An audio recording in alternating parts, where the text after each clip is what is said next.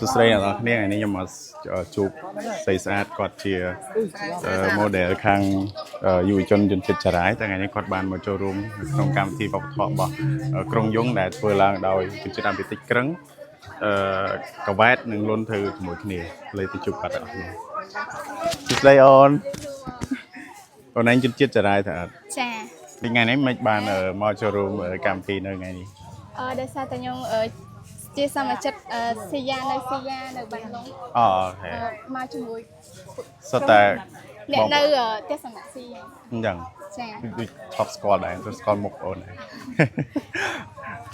អូនអញ្ចឹងបងចង់ដឹងពីអារម្មណ៍បងឯងពេលដែលបានមកចូលរួមកម្មវិធីនេះមានអារម្មណ៍មិនដែរមានអារម្មណ៍ថាប្លែកហើយសប្បាយដោយសារតែខ្ញុំអត់ធ្លាប់ចូលរួមក្នុងកម្មវិធីបែបហ្នឹងពីមុនមកទៅលើកទី1ហើយបានស្លៀកពាក់ជនជាតិក្រឹងហ្នឹងហើយកាលមុនបងឃើញនៅថតវីដេអូជាមួយក្រុមចរាយុទ្ធដែរមិនអញ្ចឹងហើយអ្នកល្បីដែរហ្នឹងកាលមុនបងឃើញនៅខាងអូយ៉ាដាវมันមានរៀបចំកម្មវិធីដោយចរាយុទ្ធហ្នឹងមាននៅខូបប៉ាតេដែលមានរបៀបប្រគំតន្ត្រីដែលមានបង្ហាញវប្បធម៌ចម្រៀងជនជាតិដើមយើងបងគិតថាកម្មវិធីហ្នឹងវាមានលក្ខណៈធំជាងនេះផងតែអនពេលហ្នឹងបានអត់បានចូលរួមឬក៏មានចូលរួមដែរបងអញ្ចឹងតែខ្ញុំទៅមើលគេ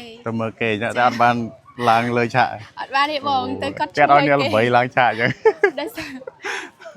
ដោយសារគេឡើងជ្រៀងអញ្ចឹងខ្ញុំអត់ឡើងគេដោយសារខ្ញុំនៅខេត្តអញ្ចឹងទៅស្រឡាញ់ខាងហ្នឹងខ្ញុំស្រឡាញ់ខាងហ្នឹងស្រឡាញ់ដូចគ្នាអញ្ចឹងមើលវីដេអូបងឯងថតចាយនោះព្រោះអញ្ចឹងចង់ធ្វើដូចគាត់អត់ចង់បើអញ្ចឹងកុំភ័យមិញឃើញភ័យឡើងញ័រមាត់ឥឡូវអត់ភ័យទេភ័យបងព្រោះអត់ដែរនិយាយព្រោះខ្ញុំខ្មាស់ក្នុងការនិយាយអញ្ចឹងបានខ្ញុំ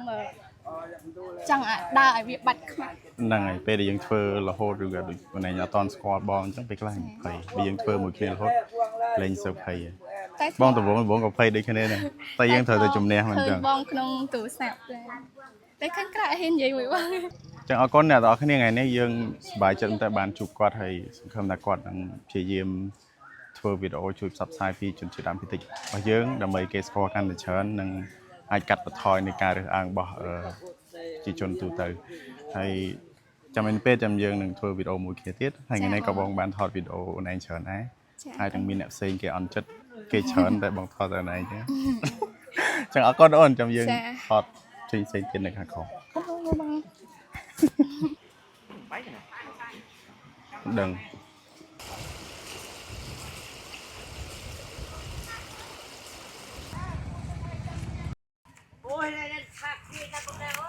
Free ថត free